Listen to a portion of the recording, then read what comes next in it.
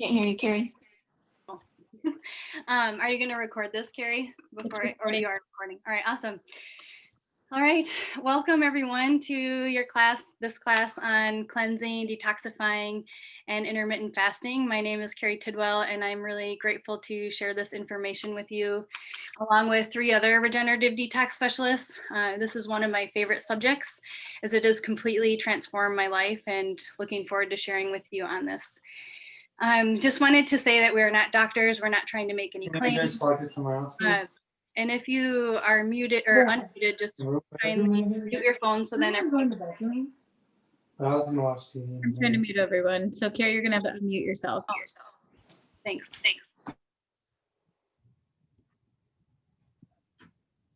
Okay. So like I said before, we're not doctors and we're not trying to make any medical claims. We're just really here to share from our heart and our experiences and what has helped us with this subject. And so we live in a world where we're exposed to toxins and chemicals, whether consciously or unconsciously. And so we really have to take our health in our own hands to really understand how to help the body best assist with what environment we're given. And so I'll share a little on my story and how I've been able to use cleansing and detoxification to help my body give it the best condition to heal itself.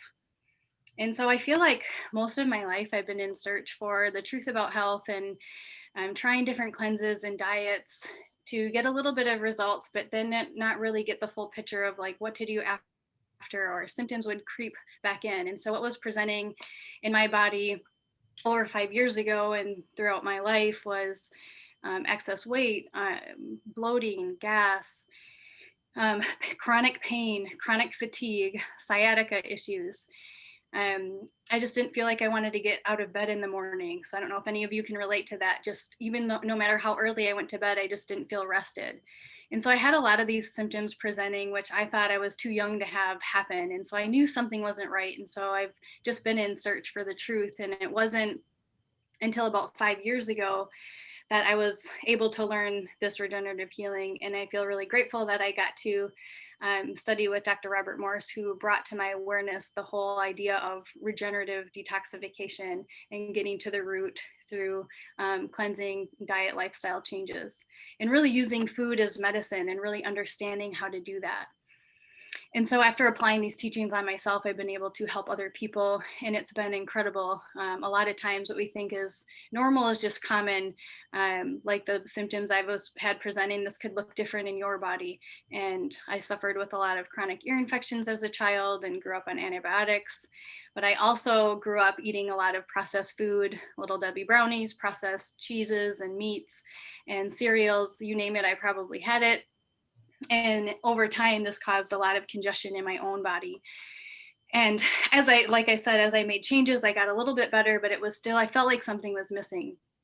And so when, you know how they say when the student's ready, the teacher appears. And that's what I felt like when I learned this level of regeneration and detoxification. And so I want to explain this, something that really clicked and hit home for me was the kidney connection to the lymphatic system. And I didn't really know much about that before learning this information. And so to give you an example, an analogy is like, think of a pipe. So let's say this is a pipe and there's congestion or something clogged in this pipe. And you're like, okay, I got to stop, putting stuff in that's clogging it and start putting in things that don't. And so if you're just putting in things that don't, but you never get to the root and never get the waste out, you're not going to get to the root of cleaning out that pipe. So same thing with the pipes and the vessels and our lymphatic system in our own body. If there's congestion, if there's stuff that's stuck and debris, and we're just like, oh, let's change our diet, but we never get to the root of the blockages, that's maybe the doorway of true healing, or the key to detoxification. Will we truly heal? And so once I understood this and learned more about the lymphatic system, which we'll touch more on in detail, and getting to the root of that, that's when things really started to open up in my world of making sure the eliminative channels of our body are open.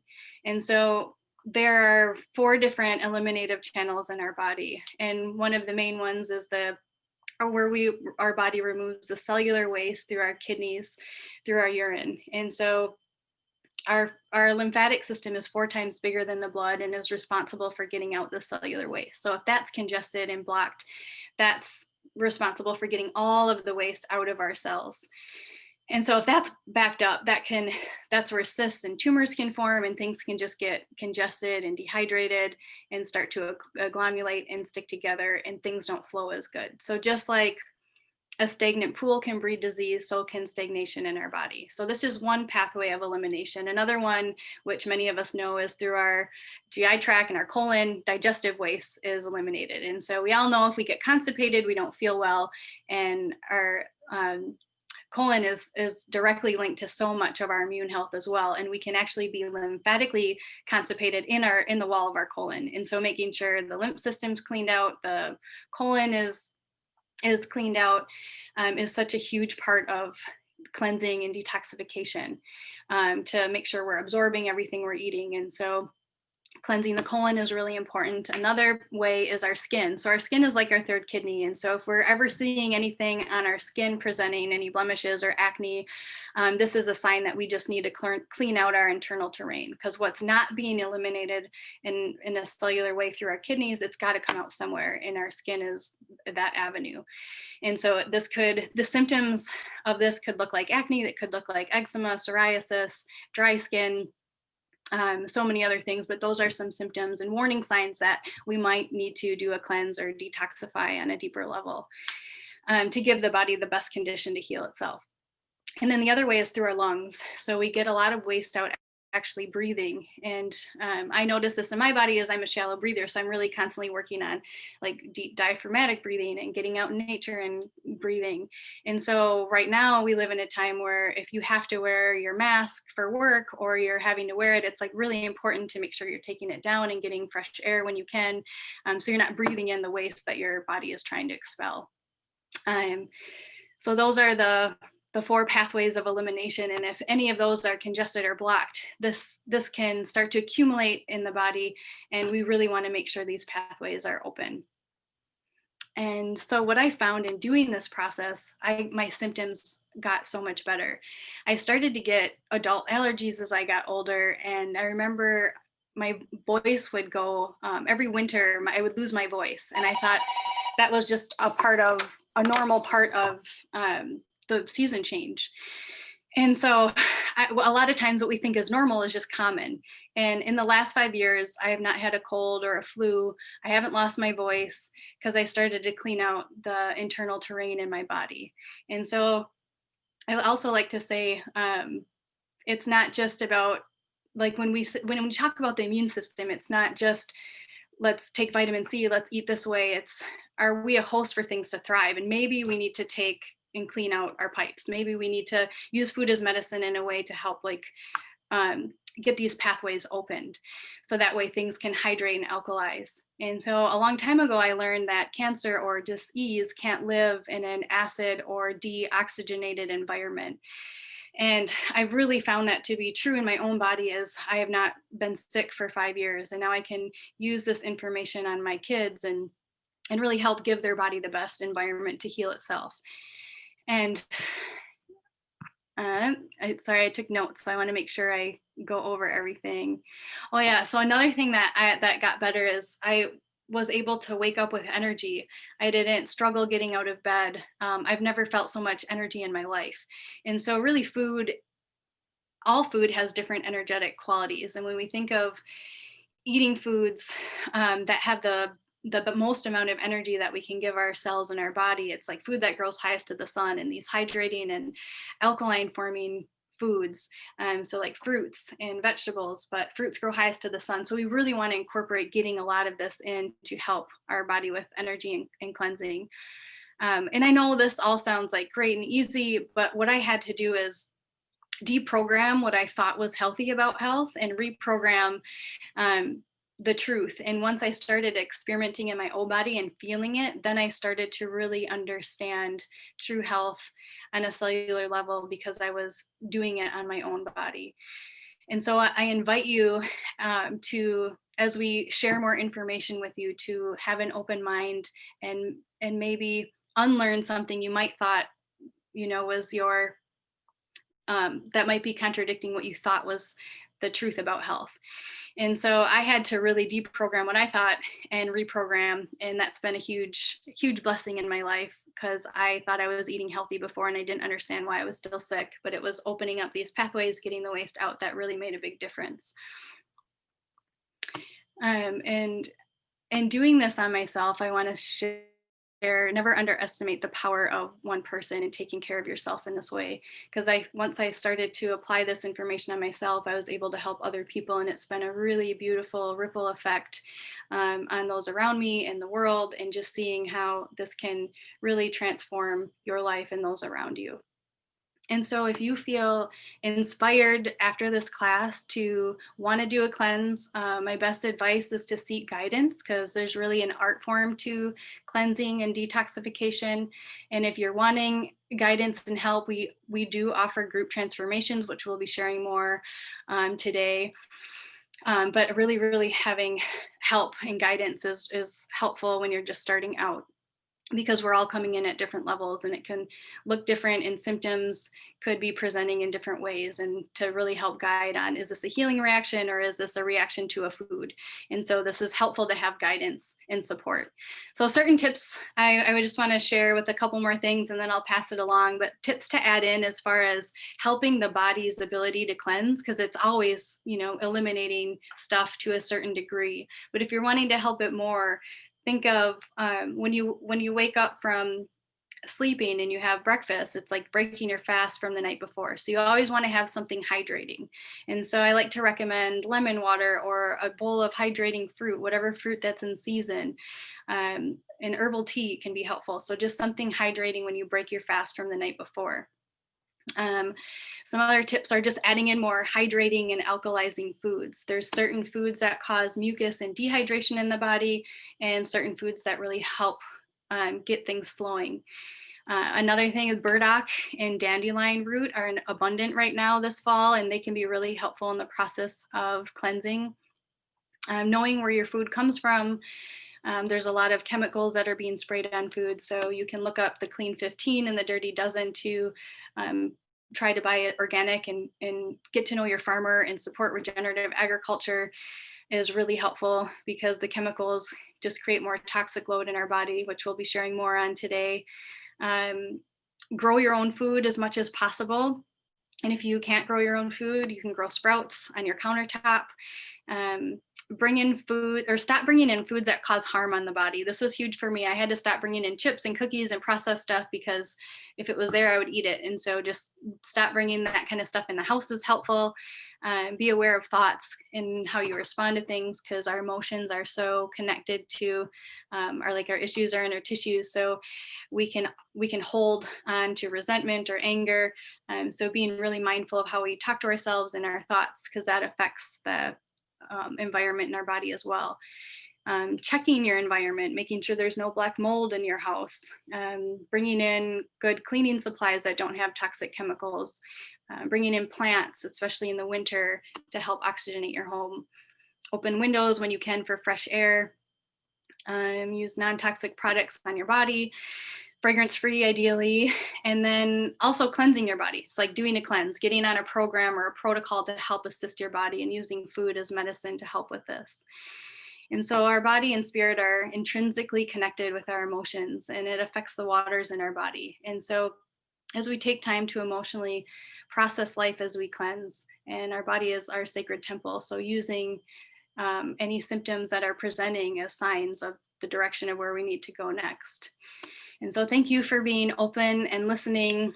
I'm so grateful to know this information and share it with you. And my prayer is that you will be, after this class, you'll feel empowered to take your health into your own hands and give your body the best ability to heal itself. I'll now pass it on to Mary Beth to share more on this. Yay. Thank you, Carrie. I really appreciate that. And I'm really grateful that you ended with things that we can do to prepare our bodies for a cleanse or detoxification process, or just kind of start getting the process rolling. Because one thing I wanted to talk about is why the seasons in particular are such a good time for cleansing and detoxifying and rejuvenating, restoring, and resting. And fall in particular is a time of preparation, right? It's the time when all the chipmunks get all their food together and we're all preparing to start hibernating. So doing a cleanse or a detox for the body during this time is a time when you can really cleanse out the impurities and prepare your body, your immune system for the winter months to come. So it's also really a time of harvest and abundance, right? Fall is a time when the fruits and the veggies are abundant. And so it's really a great time to eat what is fresh, eat what is available, and really prepare your body with all those fresh, hydrating foods before the winter season comes. There's also been thought out there that autumn really represents the time of adulthood and maturity. So to me, it's a time to get really grounded, to really dive into our core state of vitality and shed the non-necessary layers of our mental, physical, emotional, and spiritual well-being. And to me, fall is a time of that, when we're transforming our personal state and we're also transforming our environmental state, where, you know, the leaves are changing and everything's falling off and shedding its layers from a busy summer. So it's really a time for self-reflection and, like Carrie said, self-care. And so that we can prepare to get into this deep state of hibernation and restoration of our body. And to me, fall is really a perfect time to reflect and embrace change, right? And allow that which is no longer serving you to transform and release. And that's really what we're doing in a cleansing and detoxifying process, is we are just releasing that which is not serving us anymore. Just like letting the leaves fall from the trees, where we can do that with our bodies so that we can regroup and restore before the rebirth of the springtime. So I'm going to go a little bit further in depth about the eliminative organs that Carrie Tidwell brought up, because this is really the essential piece of cleansing and detoxifying. So our body, like Carrie was saying, it naturally cleanses and detoxifies on its own every day. We are on a continual process of our cells bringing in nutrients and energy, and then eliminating waste and cellular byproducts. And we have trillions upon trillions of cells. And about every 7 years, our body has gone through a process of replicating and rebirthing every cell. So our cells are constantly dying off and new ones are being born. And we're in this constant process of cleansing, more or less, just like the snake skin. I like to think about how they regrow a new skin and they shed it. Our cells are very similar. And so I'm going to talk in depth about the 4 eliminative organs, but I'm also going to add one on there, which is the liver. So the liver, the kidneys, the lungs, the small and large intestine or the colon, and the skin. And I'm also going to talk a little bit more in depth about the lymph system, which is basically a glandular system within the body. And if we're going to start cleansing and detoxifying, it's imperative that we support these organs of elimination, because toxins can get stuck and accumulated in our tissues because of insufficient metabolic ability to rid the body of everything that we're being exposed to on a daily basis, from our environments, from our thoughts, from the foods we're consuming. So it's really important that we're supporting our body to get rid of these things that we're exposed to. So number 1, the skin. As Carrie was saying, it's the largest eliminative organ, and it's also our largest absorption organ. So everything that we put on our skin is absorbed into our body. And everything that we put on our skin has to be processed by our body to be eliminated. If we're putting toxins on our skin, then our endocrine system becomes extremely taxed and overloaded. And this has to do with our nervous system and our hormone system and so much more. So if our other eliminative organs aren't working optimally, we also often see the result of it on our skin, because our skin is basically like our backup elimination pathway. And like Carrie was saying, it can result in acne or eczema or psoriasis, hives, a variety of different skin afflictions. So the number 1 way our skin eliminates toxins is through sweating. So actually, when we get a fever, when we get sick, it's our body's natural process of heating itself up so that we're sweating the toxins out. and the bacteria and the viruses and the various things that may have entered our system. So to support the skin, it's really imperative that we do sweat. If you have like access to a sauna or infrared sauna, or what's the other one, the wet sweat, that's really amazing for our body. Also, if you live in a really dry climate, it can be nice to use a humidifier in your home. It's also really great to eat a lot of antioxidants and consuming a lot of foods that have natural vitamin E and zinc and selenium and vitamin D. Those things all really help build the mucous membrane of the skin, so that our skin layer, protective layer, is stronger, so that we can start to fight off these toxins on the outside before they come in. And just getting in the practice of dry brushing. I talk about this a lot. You can Google it. It's a very simple practice, but brushing your skin and getting the layers of like the dead skin off and opening up the pores for the skin allow it to breathe, so that it can really eliminate. And just, again, being really cautious of what you put on your skin.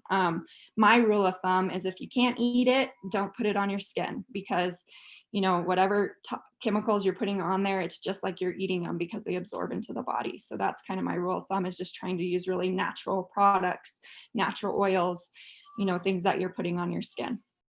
And so number 2, the second largest eliminative organ is the lungs. And our lungs are basically sponges with blood vessels, and they cause the diffusion of oxygen coming in and carbon going out. And when your lungs get clogged with congestion, you'll often see an inflammatory response throughout the entire body. So the lungs are what help us get rid of chemicals that have been metabolized by the liver and then turn into a gaseous form in our body. So it's where we purify from gaseous toxins. And basically the oxygen that's coming in is what is feeding our blood and the nutrients in our body. So we want to have a really clear pathway, both going out and coming in. And some of the best ways to support the lungs in cleansing out these gaseous toxins is just breathing really deep from the diaphragm. Like Carrie was saying, taking in as much oxygen as possible and really emitting what is no longer serving us. So living in oxygen-rich environments obviously really helps. So if you can have plants in your house, you can Google, there's like the top 10 best plants that filter airborne toxins that help us with our lungs as well. If you can get out on walks every day and get into the forest or get by a river, really get some of that oxygen-rich environment into your body.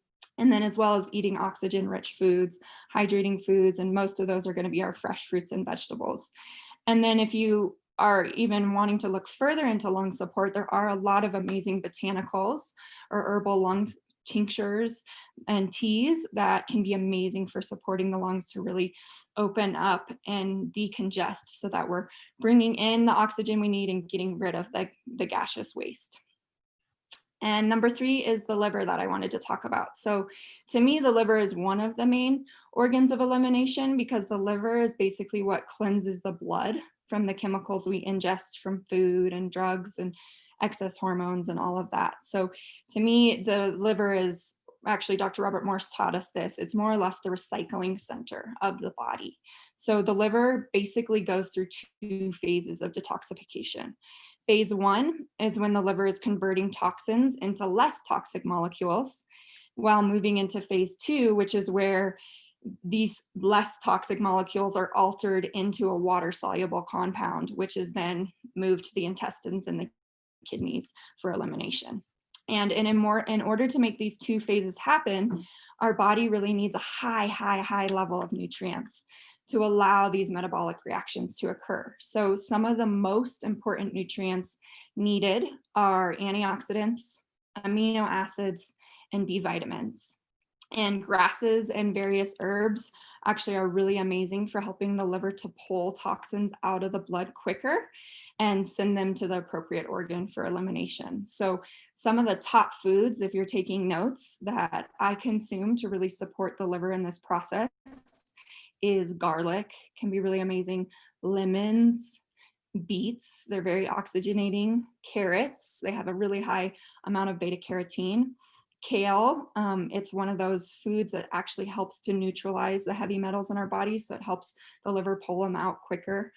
Cabbage, because it has a lot of great enzymes to break down our foods.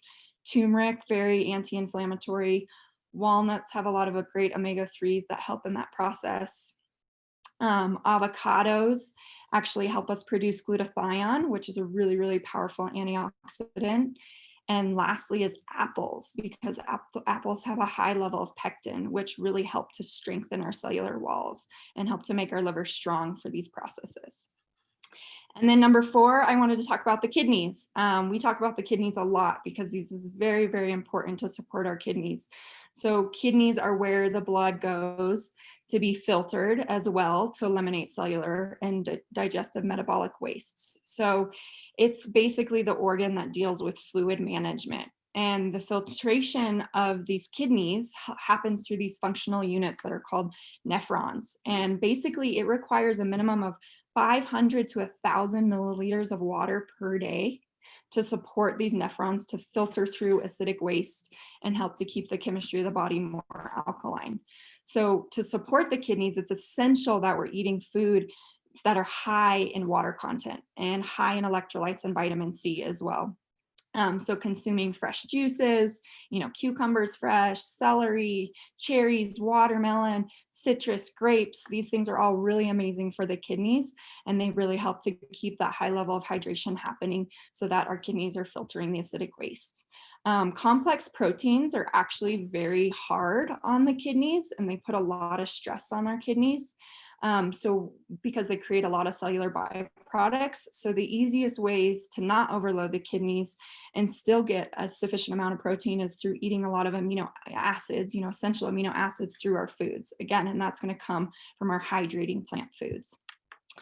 And then lastly is the small intestine and the colons and the large intestine. So basically what Dr. Morse has taught us as well is that the colon is more or less like the waste management system. So you really need a healthy and clean colon to be able to assimilate your nutrients and then dispose of your waste as well. And colon cleansing can be a rather deep process. It often takes a variety of different strategies to get really deep into the walls of the colon, because many people actually have a lot of excess fecal matter that is impacted along the walls of the colon. And as you can imagine, this kind of becomes a breeding ground for unwanted bacteria. So when you're eating a highly acidic diet, the fecal matter gets more impacted along the walls and begins to harden, and it's harder for the body to get it out. So when your food leaves your stomach and enters into your small intestine, which is where the absorption happens, we really need to have these tight junctions. And this is basically just the strength of your intestinal wall. And when you're having congestion, or you're eating acidic foods, or having inflammatory responses in the body, these tight junctions become loose. And that is a problem, because then nutrients begin to leak out, and then toxins actually begin to come back in. So it's creating a permeable gut where, like I said, this can happen because of antibiotics, or eating too fast, having a lot of stress in your life, really having poor food quality. And then again, like I said, the nutrients leak out into the bloodstream, which can cause a lot of our different things like joint pain and skin conditions and digestive conditions. So it's important that we have enough fiber in our diet, because fiber also helps to make these junctions tighter. So when we don't have enough fiber, that a lot of people will suffer from constipation. And this again can cause that auto intoxication, which means toxins are reabsorbed by the bloodstream, which we don't want. We want to get these toxins out of the body. So really the solution to both of these issues, a permeable gut wall and the constipation, is to be eating a diet that is super diverse in nutrients, super diverse in minerals, and super diverse in different types of fiber. And typically, a healthy transit time for our food occurs in less than 24 hours. And if you're eating a diet high in plant foods, high in hydrating foods, it can be as little as 8 hours. So number one thing to really help your colon and your intestinal walls is you want to make sure that you're having a bowel movement at least once a day, and first thing in the morning is ideal because your body really brings up a lot of toxins as it's sleeping. And so if you can eliminate those toxins first thing in the morning, and then like Carrie said, hydrate with something alkaline to assist the process. And it's not uncommon to have 3 to 6 bowel movements a day if your colon is in really good shape, because if you think about it, every time you eat, you should be eliminating, right? And if we're eating 3 times a day, that would mean we want to be eliminating around 3 times a day. So and part of the reason that we get constipated is because when the bowels do get backed up and the waste begins to accumulate along the intestinal walls, it basically hardens and it stops the natural muscular contractions that actually allow the colon to release. So it's kind of like a snowball effect. If you start getting buildup, you're going to get more buildup. And then once you start releasing, you're going to start releasing more because those muscular contractions are going to come back in place. So if you've ever done a cleanse where you go to the bathroom often, this can be a reason because you've started to open up those channels like Carrie was saying. And so you're really starting to release all that backup. So there's a lot of ways to support the colon and cleansing. Like I said, increasing your fiber. If you're really backed up, getting some hydrotherapy to get the process going. Morning routine, like Carrie said, with something alkaline versus, I know a lot of people start their day with coffee, but that's actually very acidic for the body. And if you can turn to something like lemon water, it will also help get the bowels moving. And then, if you're in your bathroom, you can get a step stool because squatting is actually, it supports the body in eliminating even more. Epsom salts baths can be if you're really backed up, and then exercising your abdominal muscles as well to start getting that movement happening again. So, if you're really wanting to go a lot deeper into the colon cleansing, there are ways to prepare for more of a liquid fast or a dry fast, but that's definitely, like Carrie said, something you want to find a mentor for, and it's not something you want to just jump into, but there are ways to get deeper and deeper and deeper into the colon as we take the layers off. One of the ways that we support people to do this is with the support of Biomedic that we all use because it's a binder. And so it can really help bind some of these toxins that are stuck in the colon and start releasing them through our channels of elimination. So lastly, I'm going to mention the lymph system. Even though it's not technically an organ of elimination, it's part of our glandular system, and it's actually where all of the waste gets dumped in our body before it goes to our eliminative organs. So unlike the blood, our lymph system does not have a pump. It actually is really common that it gets stagnated because it doesn't have the energy moving through it. So we really need to work on moving the lymph system in order for this waste to move to the channels of elimination. So doing cleanses and detoxification programs, that's exactly what we're focusing on. We're focusing on getting this lymph to start moving the cellular waste to the organs of elimination. And there's a lot that we could talk about in the lymph system, and I'm sure we're actually going to do a full class on it.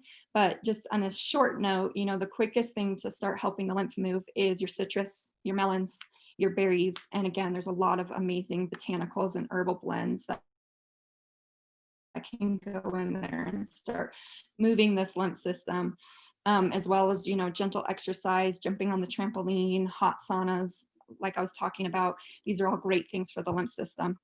So it's definitely a balance when we're talking about cleansing. There's a balance of getting the toxins to move out of the body and then also getting them to move towards the eliminative organs to further move, fully move out of the body. So it can take a long time, like I know there's a lot of these 10-day cleanses or this or that, but the reality is that we're dealing with trillions and trillions of cells, and this can take time, and it's a process, and it's an art, like Carrie was saying.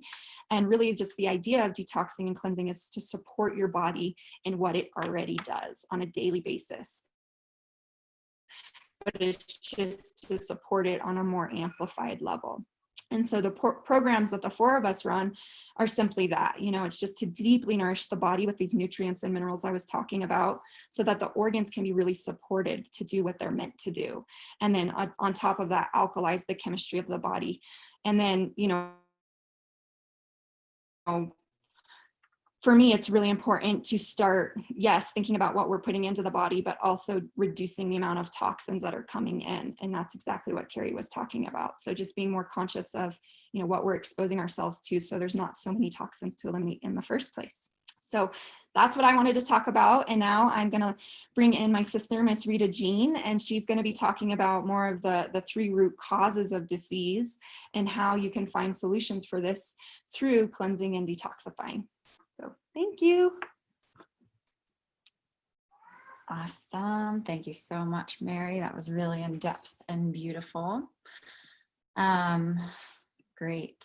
So I have a few things to talk about today. This is one of my favorite subjects. I'm really invested in it. It's how I regenerated and healed my own body from years of chronic pain. I was actually told that I would never run or dance or mountain bike or climb or do any of my passions again due to really intense injuries.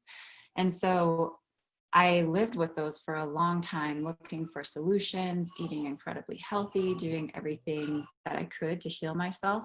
But it wasn't until I got into these regenerative principles that these ladies are talking about that I was actually able to heal at the cellular level and regenerate my body and get out of pain. And now I do all of the things that I love.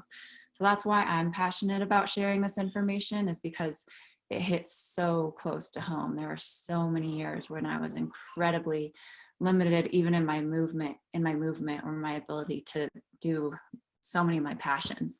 It still brings me to tears, to think about, because it's just, there's so many people that are living in a lot of suffering unnecessarily. And it comes back to things that we do have control over. And it's not things that we're taught on a daily basis by any means. But it's something that we love to educate on because I wish I learned this in kindergarten, So our bodies are amazing. Our bodies are miracles. And the things that heal us really come down to the cellular level, the energy of our cells. And this is where cleansing and detoxification come in, because we're just taking a pause. We're taking a little exhale so that our body can reboot and start to eliminate these weaknesses and these toxins from our bodies. And nature, it never continues to replicate the weak. So our bodies have to continually eliminate its own cellular weaknesses in order to create new strong cells. So I want to speak a little bit about what the differences are between what your body uses for fuels and what your body uses for rebuilding, because this gets really mixed up in our nutritional world. As you know, there's a million facts out there and they're all kind of opposing each other, and it can get really confusing. So I just want to break it down at the biological level, at a really simple level. So what our cells need for fuel are simple sugars, monosaccharides. And simple sugars come from your fresh fruits and your veggies, and they're energizing and strengthening to the cells. Your cells can't live without them. Glucose, from veggies is particularly really amazing for the cells. And then fructose is incredible for like brain and nervous system regeneration. So our cells require these simple sugars, and I love to talk about it because sometimes when you say sugar or fruit, people are like, no, I'm not allowed any sugar or any fruit or carbs. But really, it at the foundational level, our bodies need it. Our cells cannot survive without these simple sugars. And fructose is one of the highest energetic forms of simple sugars. So neurons, our nerve cells, utilize this fructose, these fructose molecules for healing, specifically for our brain and our nervous system generation. And I found that in my own healing because I had a lot of brain and nervous system regeneration to do from my car accident. And cellular ATP, cellular energy, is what actually transports or assists nutrients across the cell wall into the cell.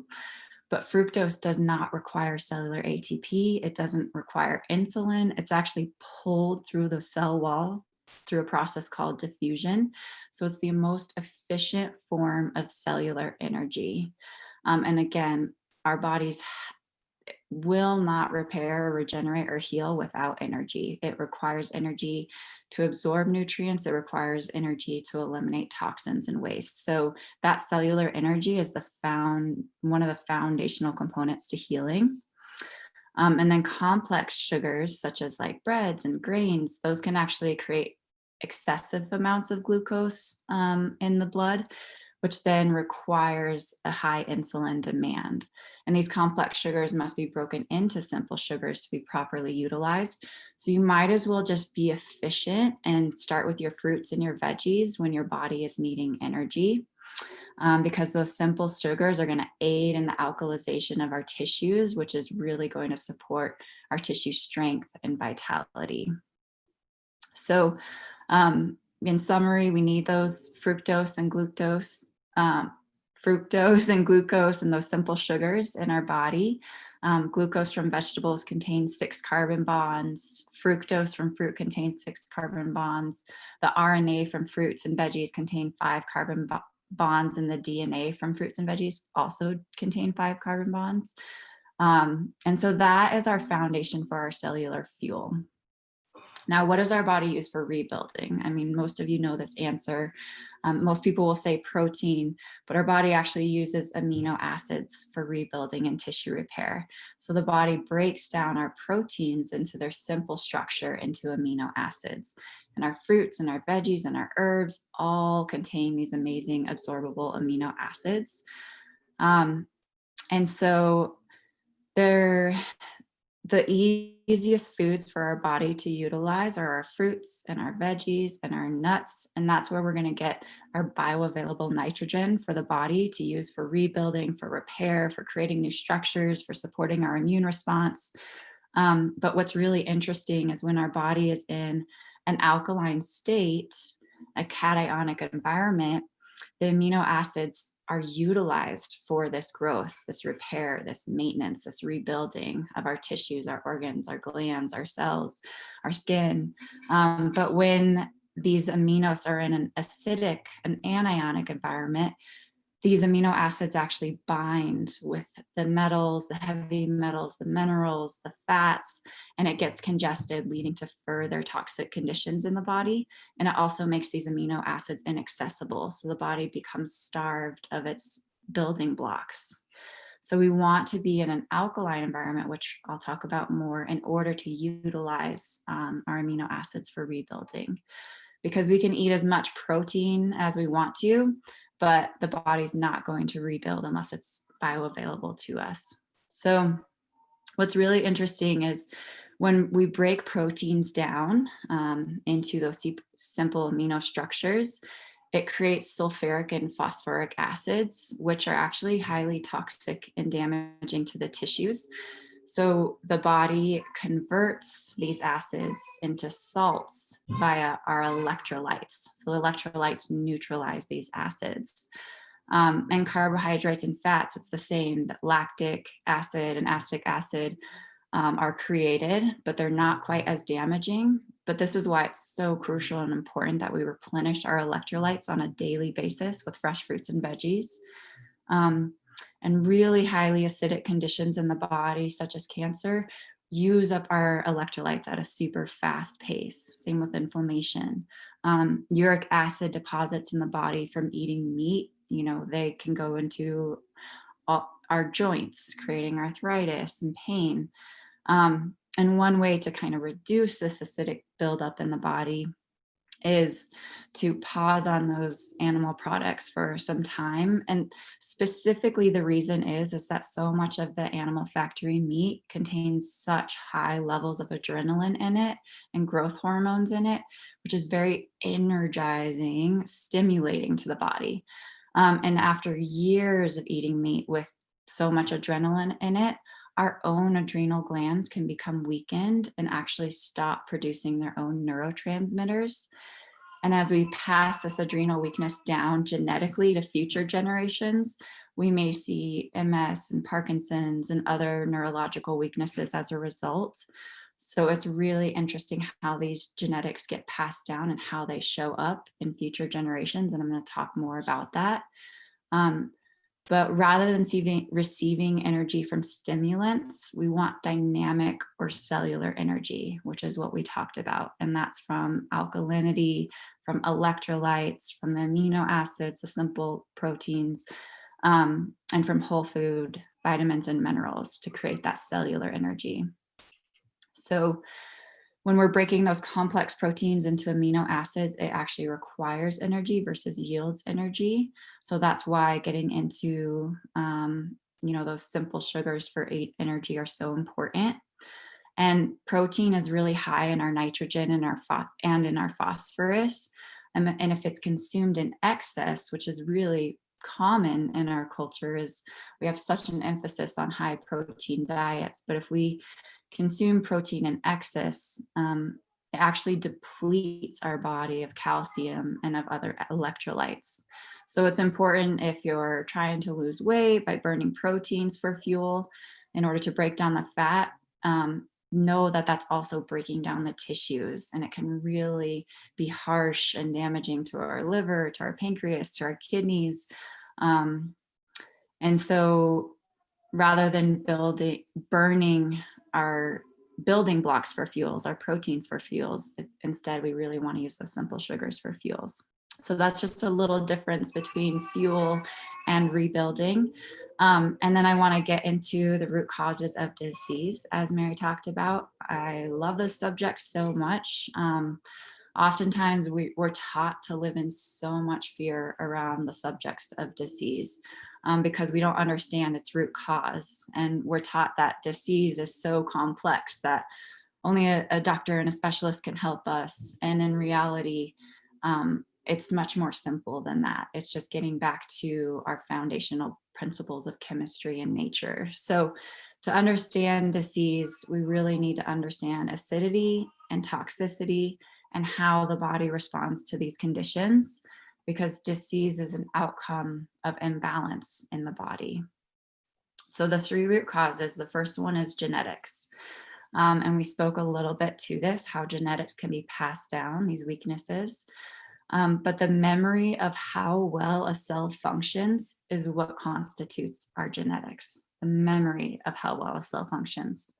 So our inherent weaknesses, my inherent weaknesses are parathyroid weakness, which leads to scoliosis in my family, but we've been able to strengthen and heal and recover that. So our inherent weaknesses can either become stronger or weaker, just depending on our lifestyle. And currently, each generation is becoming weaker instead of stronger. So we need to turn this around, and this is something that we can turn around. And, more than ever, we're just exposed to so many toxins on a daily basis that this is weakening to the body. And every single cell in your body has a genetic makeup. And that's, our genetics are dictated by what you eat, by what you drink, by what you think, by what you breathe, and what you absorb through your skin, as Carrie and Mary were talking about. And cells really live through the function, like cells function from the memories of their experiences, just as we do. So just as we get impacted by anger or experiences, our cells are also impacted at that level. And so these genetic memories can either increase or decrease the health of our cells as well. So as we kind of talked about, if our glands are weakened, this will weaken their ability to produce hormones and enzymes and steroids, which can affect the entire body. And again, nature is never going to procreate the weak. The weak is always consumed. And so this is what keeps our species healthy. So this elimination is happening on a daily basis, and we'll speak a bit more about that. But the second root cause is toxicity. And this can come from our processed sugars and our heavy metals and our inflammatory food and our body products and our cleaning products and building materials. It's something that we're exposed to on a daily basis. And the majority of the foods that we eat on a daily basis are processed or, full of chemicals or GMOs, or have been on the shelves for a long time and have very low energy and frequency. And they're also very mucus forming. And so that can build plaque up in the body. And this mucus obstruction really blocks the blood, the nourishment to the body and the lymphatic flow to and from the cells. So again, that can lead to the tissue weaknesses, the cellular weaknesses, and the malabsorption. And mucus is stored in all of our tissues, as we were speaking to, but it's most noticeable in our sinuses and our lungs and our skin and our muscles. So when you get like cold and flu-like symptoms and you get those muscle aches, that's actually stored toxins in the body, and your body is producing cold and flu-like symptoms to eliminate these excess toxins and dead or dying cells out of the body. So that's actually how our body cleanses and purges and keeps itself healthy. And let's see. Another interesting thing is your parasites actually feed upon toxicity in the body. And so, we also have an immune response to toxicity in the body. And this oftentimes gets labeled as an autoimmune disorder, but really the body just needs to cleanse and eliminate what is creating that inflammation. And so the third thing, we talked about genetics and we talked about toxicity. The third thing that contributes to disease is overacidosis in the body. And I talked about this a bit in a general way, but I want to get a little bit more in depth. So in Chinese medicine, there's hot and cold, there's yin and yang. There's always two counterbalancing dynamics to the body, to physics, to health, to chemistry. And hot is the acidic side of chemistry and cold is the alkaline side of chemistry. And the acid forming elements are nitrogen, phosphorus, and sulfur. And our alkaline elements are oxygen, calcium, magnesium, sodium, and potassium. And these alkaline elements are known as our electrolytes, which we were saying we need those to neutralize the acids. And those are so important for healing the body. And they're called electrolytes because of their ability to carry and deliver electrical charges throughout the body. So to maintain balance, the body's fluids actually need to be alkaline, with the exception of our stomach gastric juices, our hydrochloric acid and our pepsin, which are used in the initial phases of breaking proteins down into simple structures. And our blood must maintain an alkaline balance of 7.4. If we go to 6.9, if the pH of the blood goes to 6.9, the body can actually go into a coma or die. So it's really important that the body maintains this alkalinity. And so the body is constantly borrowing nutrients, alkaline nutrients and electrolytes from the bones and the tissues to maintain this balance. So that's why it's important that we're replenishing those electrolytes so frequently. And so basically all of the foods that we're eating on a daily basis can be put into these two categories, alkaline or acidic. And that just depends on their residue that's left after digestion, and as well as those inorganic mineral compounds that we talked about. So acid forming foods leave more phosphorus, iron, and sulfur, which actually push out the alkaline minerals, calcium, magnesium, sodium, and potassium. So it's really important to maintain this balance. That acids also crystallize in the body, causing irritation and inflammation in the tissues. And these are deposited throughout the entire body. And uric acid is an example. It's a byproduct from meat metabolism as well as fungal overgrowth in the body, which causes gout and inflammation. So we got to move that acid out of the body via detoxification and cleansing. And there's a lot of acidic byproducts, as Mary was talking about, from the digestive process. And again, these all must be converted into salts via electrolytes in order to neutralize them and really support the body. And if they're not, then it does lead to that tissue damage. So those are a few things that I really just wanted to bring to the table. But when our body's in an overly acidic environment, our cells are not able to transport those nutrients across the cell membrane via cellular respiration, which again just leads to weakened cells and eventually cellular death. So this alkalinity is important at every phase, not only for tissue repair and rebuilding, but for absorption and strengthening and all of it. So, and I would say that the majority of, these acids and these toxic foreign proteins that are in the tissues, they get labeled as an itis, as an arthritis, a gastritis, a bursitis, a colitis, but it's inflammation, and it's an inflammatory response to these acids. So rather than treating these symptoms with more acid forming drugs or with steroids, which are going to lead to further degeneration, it's really important that we start to alkalize and detoxify so that we can remove these acids from the body, from the tissues.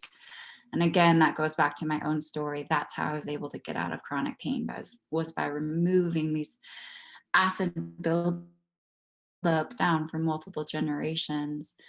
And also, acid buildup from trauma and all of it, moving that out of the body so that the tissues can repair. And our cells, they respond so much to our emotional well-being, to consciousness, just as we do. And our cells and our DNA and our chromosomes carry that memory from our genetics and from our experiences. And so it's really important that we're taking care of ourselves, getting outside, being surrounded by people that we love and that make us feel good.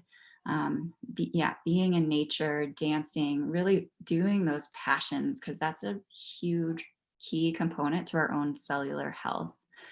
And when we're eating, constantly eating foods that are really highly processed, or they're genetically modified, or they're low energy, that actually lowers our own cellular energy. And our cells need to be energized in order to heal. So, and as well to have access to our complete joy and our complete potential. So really get outside, enjoy as many high energy foods as possible.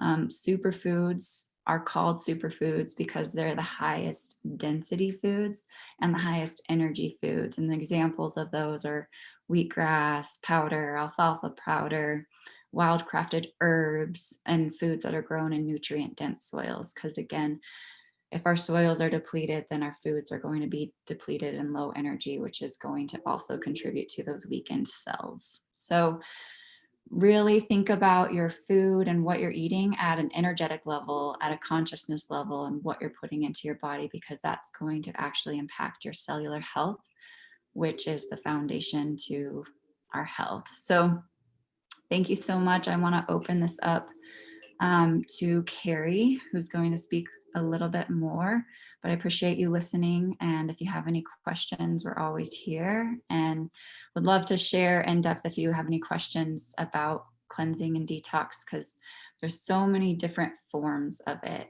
and so many ways to do it, and they all have a time and a place. And so we're happy to answer questions on that. Now I want to open it up to Carrie. Thank you.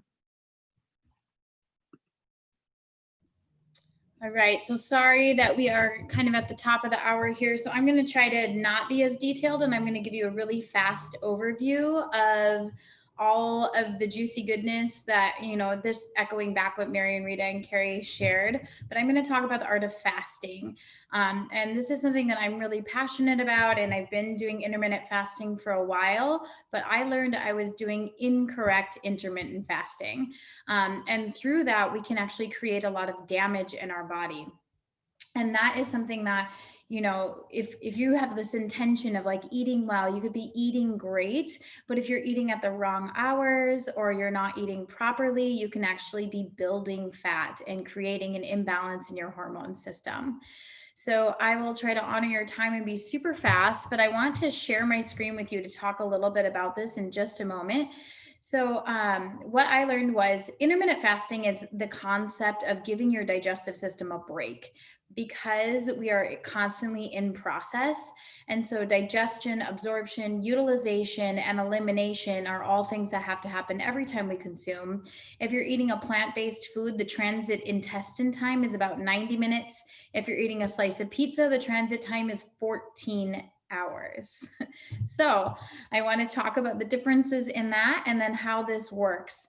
So anytime we are in a fasted state, basically when we're outside that 12-hour period, our digestive system is getting a rest. And that is beautiful. So that's when our body can start to burn up excess toxic waste, burn up this and that.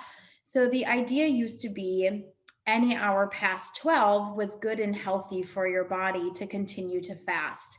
And, you know, as everything in life, there's continuous research and study on fasting. But the intermittent fasting craze hit a few years ago. And now we're starting to see and learn more and more thanks to Mary Beth and Rita, and really bringing in the studies of Dr. Zach Bush. I have now learned a lot more about timing of fasting. So I want to share a short story. But when I was pregnant, I was doing a ton of intermittent fasting. I was breaking fast around 10, 11 in the morning, stopping eating around 6 at night. And I was waiting way too long to eat and spiking my hormones. And I gained more weight with this pregnancy by about 4 pounds. I usually gain 15 pounds. I gained 20 pounds. So 4 or 5 pounds. And I could not figure it out. I was like, what is going on? Why am I gaining this excess fat? And I know that healthy, you know, I eat healthy, all this stuff. So you really want to understand what was happening in your body. And now I have figured it out and I've adjusted. So I'll share the rest of my information when I crack course here. But I'm going to share my screen really fast and go through this quick diagram for you. Okay, so here we are. So at about 4 o'clock in the morning, we actually start to release a hormone called ghrelin, which that starts to rise in our body. And so that's the hunger hormone. So what's happening when this hunger hormone starts going, the body's actually preparing to consume food. So the liver starts producing enzyme, the pancreas turns on, the small intestine starts sending signals to all of our digestive organs. Basically, we're like firing up our digestive juices. And this is what starts to create that tummy rumble. And if you wake up around this time of morning, you might actually feel it. Usually we sleep through that. Technically, we are light microorganisms. So we are designed to rise and set with the sun.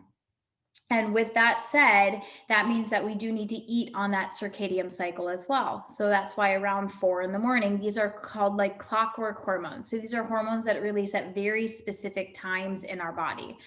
So the idea prior was like, oh, if I get 8 hours of sleep, I'm good. Or if I eat for this many hours, I'm good. And that's not exactly true. We really do need to be sleeping between the hours of 9 and 11 and eating between the hours of 7 and 6 or 7 and 7. And here's why. So by 8 a.m., if you still have not eaten, this is the ghrelin hormone. It starts to rise. And by 8 a.m., if you haven't eaten anything, your growth hormone starts to kick in. So the ghrelin sends a signal to the amygdala. The amygdala tells the pituitary gland to actually start to produce GSH, growth stimulating hormone. That growth stimulating hormone will spike like every 30 seconds. It's telling the body more growth hormone. For like the next 8 hours, you're in this state. So the growth hormone starts to spike at about 8 a.m. If by 10 a.m. you still have not eaten breakfast, now our body has flipped into a fight or flight state, which is the release of epinephrine and norepinephrine, which is the adrenaline state. So now we're not even in rest and digest, we're actually in fight or flight. So when we're in this fight or flight state, now our body has this idea of famine, and you are overly hungry as well. So now your body's saying, oh my gosh, I'm hungry. Or you might even say in your mind, I'm starving, right? So just even that concept of I'm starving will trigger your body to stay in that famined fight or flight state when you're going into your meal. And as you're going into your meal, now the next 8 hours of your day are actually in this fat building state. So when you wait too long to eat, you don't break fast on time, you spike your ghrelin, then your ghrelin triggers the amygdala and the pituitary to produce GSH. The GSH keeps firing, saying, I'm hungry, more growth hormone, more growth hormone. Then you still don't eat, then epinephrine rise and start to build fat storage. So you actually start to reserve fat storage. You start to build glycogen stores on the liver. And this process is actually what's called stress eating. So this is not intermittent fasting. So most of us wait too long to eat breakfast. Then we get way too hungry again. We wait too long to eat lunch. Then we let ourselves get super busy. And then that ghrelin hormone's rising again. So all day we're in this rise of hormone. And this is what's called a stress eating pattern. And this is the pattern I was in. And without realizing it, I thought I was intermittent fasting. I was doing 15 to 16 hour fasts, but really my body was just really hungry and really stressed out. So when we get into this state, you really want to understand what's happening. So your body starts having this fat build on the liver. You have glycogen stores because your body is making reserves for later, just in case you are actually in famine. So that's the importance of that. So actually breaking fast between 7 and 7:30 will allow this ghrelin hormone to stay low, and it's never going to spike your growth hormone. So even if you're not hungry, which this has been really hard for me because I'm not hungry at 7 or 7:30 in the morning at all. But so I actually will just break fast with a fresh juice. I'll have juice in my amino acids, which are my plant-based rebuilding aminos. And so I'll have like a celery, apple, lemon, ginger. We talked about all those great foods for the liver. Apples are great for pectin, etc. So I'll have a fresh juice and some aminos, and that can keep my ghrelin low. And then my growth hormone will not spike. And then you want to enter what's called a grazing pattern. So a grazing pattern is eating every 2 hours or more frequently. If you're eating just watery fruits, it might be every hour, but you're keeping that growth hormone down all day long. So that ghrelin never has to spike, the growth hormone never has to be there. And now your body's in a parasympathetic state, which is rest and digest. It's happy, it's not stressed out, life is good, we're okay, there's plenty of abundance all around us. The other importance of this is that the liver actually regulates and balances our sex hormones, our thyroid hormones, our cortisone, and our other adrenal hormones. So it transforms or removes any excess from the body. So the liver is actually such a cool organ. And if the liver can't do this properly, we will have emotional and hormonal imbalances. And so when we develop a fatty liver, which can just be through stress eating, meaning not eating frequently enough, we actually can be eliminating this entire hormone balance in our body. We can be affecting our mind state, we can be affecting our weight. And so I'm going to move through this really fast, you guys. So the liver a grazing state versus a fasting state. I want to talk about the metabolic health. So when you're in a grazing state, you're in a very high metabolic state. And I realized this really quickly. I normally wasn't even hungry till like 10 or 11. When I started breaking fast between 7 and 7:30, by like 9 o'clock, I was like, I'm hungry. So it was interesting to see like I'm burning more and more and more. I have switched over to the grazing cycle for 2 weeks now, and I've lost 3 pounds in 2 weeks. And so I'm eating more consistently. I feel better. I feel less tired. I have more energy, and I don't feel that stressed out state. So when you go into a meal with like, oh my God, I'm so hungry. One, your tendency is to grab fatty, salty foods because it's going to supply the dopamine drip. It's basically like the heroin response. It calms your system and says like, oh, we're okay. So you actually really want to focus on when you're breaking fast early and not letting your body get into that stress state, and then letting that ghrelin come down, let the body know it's safe. But if you have waited too long to go into that meal, you're going into that meal in famine, and now you're building even more fat. The body's actually going to convert that meal into more fat, into more glycogen storage for later, because it believes that you're in famine. So for the next 8 hours, this is the pattern of your body. When we're in this grazing state, we're in a high metabolic state. When we're in a fasted state, we're in a low metabolic state. But the low metabolic state allows your body to burn through glycogen stores and other resources. So you are technically slowing your metabolism down when you're fasting, but you're giving your digestive system a huge break. So I want to talk about, well, then what's the benefit of fasting? It's a huge benefit. So you get to actually burn through some of these glycogen stores. You get to burn through toxic waste. There's so many good things happening, but you have to do it properly. So if you want to do an intermittent fast, you need to do it for 18 hours. And that is because your body starts to produce these growth hormones. I'm not going to get deep into it. I had a big chart for you, but we're going to move on from that. But your body starts to produce growth hormones, and you have this norepinephrine release, and then your body develops this fat glycogen on the liver. And if you continue to fast for that full 18 hours, even though you're in that like more excited state for the next 8 hours, you want to follow it by another 18-hour fast the next day, and your body will burn through all those stores. So your body gets an opportunity to burn off what's built and start to get rid of cellular waste. So doing like 2 18-hour fasts in a row is a great idea. If you can do 4 or 5, that's awesome, but you want to eat from 12 to 6. If you couldn't get home on time, you ate till 7, then fast till 1 the next day. You just want 18 hours. If you're going to fast, you want 18 hours, and you want to do at least 2 days in a row. So I like to do the 5-2 system. 5 days a week I graze, 2 days a week back to back I fast. That's just what's working for me right now. I'm a nursing mom, so you don't want to do too much if you're a nursing mother. And I'm going to move on from that. Won't get too deep into that. This is the other thing. It's called the GALT, so the gastrointestinal associated lymphoid tissue. This is what's in the stomach lining. And so in the GALT, this is where 80% of your antibodies are made. And when we have inflammation in the gut, we have food sensitivities, we have asthma, we can have eczema, we get rosacea on the cheeks, we have allergies, autoimmune, diabetes, and cancer. And having a fatty liver is actually highly responsible for conditions like PCOS, which is a result of too much insulin on the ovary. And that's because the liver is not properly working, because there's too much fat on the liver. That's also the reason for diabetes.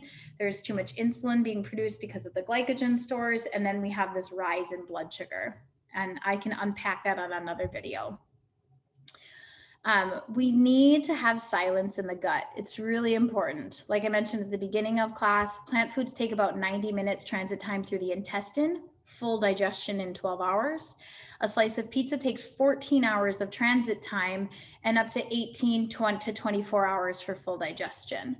So when we're constantly eating, we're just piling waste on top of waste on top of waste. So that's why fasting is so powerful. And it allows you to burn through these stores. It allows to burn through some of that cellular waste when you are fasting. Fatty liver actually leads to devastation of metabolic function, as well as PCOS, pre-diabetic states, several autoimmune conditions. PCOS is a result of poor lymphatic health and too much insulin on the ovary caused by fatty liver, like I just explained. Here's a picture of what the liver looks like. This is a healthy liver. This is a fatty liver. You can have like 2 pounds of fat on your liver. You may have gained 2 pounds and not seen it anywhere. It literally could be on your liver. And you can be very thin and have a fatty liver condition. This fatty liver condition is caused by what breaks the tight junctions in our body as well. So it's not just by eating in a stress state, it's also by breaking your tight junctions in your permeable gut lining. So what breaks our tight junctions? Coffee, wine, alcohol in general, and chemical pesticides. Glyphosate is a big one. And so you get to see these pictures of what this looks like in a normal liver and how tight all of this is. And then you see this in a fatty liver. And what the difference is in this tightness in these junctions. Same thing in the gut lining, and I'll show that in just a minute. But this fatty liver condition you're seeing mostly in America. This will have to do with your BMI, etc. A healthy BMI should be about 20 to 21. Okay, I'm not going to get into the brain stuff. So toxic foods break our tight junctions and cause immune health issues and inflammation, which actually begin the further trigger of a fatty liver condition. This is actually what it looks like. This is Dr. Zach Bush. This is just a simple screenshot. This is what glyphosate does to our tight junctions. So this is that chemical pesticide that we're breathing in the air constantly. It's in our food. It's on our non-organic food. So every time you're going out to eat, if that restaurant's not organic, you're eating it. It's in our water, it's in our air, etc. You've heard us talk about this. It's an incredibly dangerous pesticide. Stay away from it as much as you possibly can and work on removing it through things like the Biomedic and the Restorer, etc. So this is what's called Restore. This is when we have really healthy bacteria coming back in, and it tightens up all these junctions. And even with glyphosate, it actually makes them even tighter. So the Restore is really powerful. That's what that is that's actually Zach Bush's product, but it starts to rebuild these tight junctions in the healthy bacteria. And then we also work with a product, Biomedic, that removes the glyphosate out of your body so these tight junctions can repair on their own. So super powerful tools. And then last but not least, I want to talk about autophagy. And autophagy is actually the process of your body like eating itself. It's eating its own cellular waste. We always have like trauma in the body. We have cellular trauma, we have acidosis, we have cellular and genetic memory. We have so many things going on. My hair is all over the place. But we have all this cellular waste and everything going on in the body. And so we actually, the benefit of fasting, not just 18-hour fasting, if you're going to build up to fasting, like Carrie mentioned, please be conscious, get a guide when you're going to fast. But doing a 5-day water fast once a year is estimated to reduce cancer by 85%, like across the world. So if everyone did a 5-day water fast once a year, we would see cancer rates plummet up to 85%, which is incredibly powerful. So what happens in autophagy is this process of basically your cells are constantly releasing waste out. And like Mary and Rita were sharing that like those aminos get bound to metals and toxins, etc. All these things start to tighten together. And then we have this waste and we have obstruction of flow in our body. So when we start to get into a phase of autophagy, which is our body starts to eat the waste. And one of the most powerful levels of healing I ever did was a dry fast. I'm not recommending that right now, but I did a 7-day fast and I peed out buckets of sulfur. Like it smelled like rotten eggs. It was bright orange. It rusted the jar. I had metals and cell waste leaving my body at a rapid speed. So, it's a really powerful way to heal. I recommend being a plant-based eater first.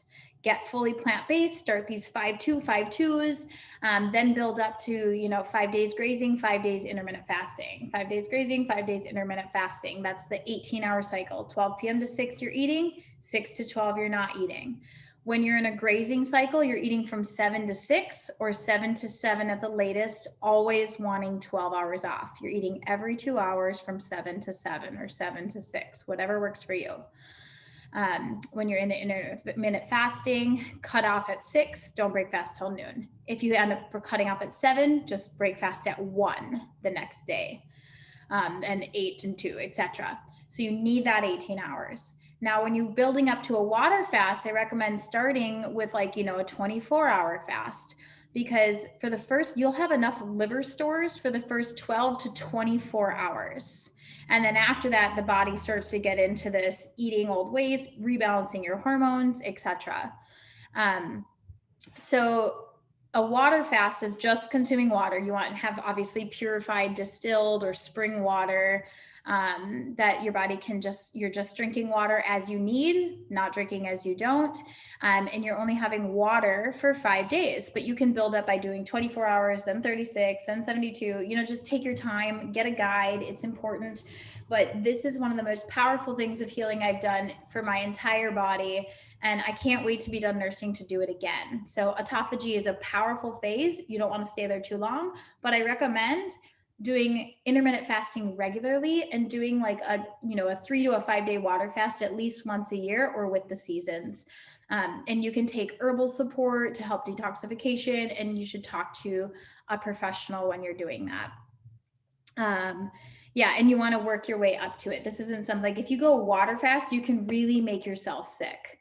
because your body is dumping lots of lymphatic waste. And if you have a more toxic diet, you're going to have not only rough detox symptoms, but you can actually create obstruction in the body through overly detoxing too quickly, because the body isn't able to remove the waste that efficiently. So please work your way up to it. Use the other eliminative channels. Check if your kidneys are filtering, dry brush, hot and cold showers, like all these things, walking, yoga, deep breath work. Breath eliminates 70% of cellular waste. So just deep breathing, purified air breathing, get an air purifier in your meditation room and do deep breath in that room every day for 3 to 5 minutes. And you can really improve your cellular health. So just like we eliminate cellular waste through urine, feces, and sweat, that's 30% of our elimination. 70% comes out through our breath, which is why Carrie Tidwell at the beginning, if you're wearing a face mask all day, take it off and breathe, because 70% of our waste is coming out in it's called exomatic cellular waste. It's coming out in carbon dioxide, and people are getting like breakouts around their skin. They're getting sore throats. And that's because we're breathing back in this super toxic waste. So I'm not saying don't wear a mask. I'm saying just make sure you're also breathing and getting fresh air and taking good care of your body. So that was a crash course on fasting, because we went way over on time. I'm so sorry. Anybody that wants to add in, we do guide cleanses. This is a really powerful time to cleanse. If you want to jump in and start one and finish one before Thanksgiving, come check with us. So it's really important to open up these eliminative channels, to start repairing these tight junctions, to start removing the chemical pesticides, so that you're not just building waste on waste on waste. And fat is actually where we store toxins. So your body will just keep gaining and keep building because there's too many toxins in the body. So it is really important to flush the system out. We recommend, a 30-day is our recommended protocol, at least, but we know we're coming up against hard times in the holidays. So there is a November 1st to November 15th option where we're going to do a 2-week or a 15-day cleanse guided, and we'll customize that for you. So if you have questions on that, we would love to support you. And that's all I'm going to talk about. So I don't know if Mary or Rita want to wrap it up, or if they're even on here anymore. I don't know. Yeah, I'll just say thank you, everyone. And we will be sending an email if you signed up via the Eventbrite link with a lot of our notes from the class and more information on our transformations, as well as information on next month's free health class that we do. So keep an eye out for that email. And thank you for being with us today. Yeah, thank you. And also, if whoever invited you to this class, if you're wanting more support and wanting more information, just get back to the person who shared this with you, and they can help get you the information that you need. So thanks again. Thanks, ladies, for the awesome information. Hope this was helpful for you, and look forward to supporting you in your journey. Yep. Thank you. Bye.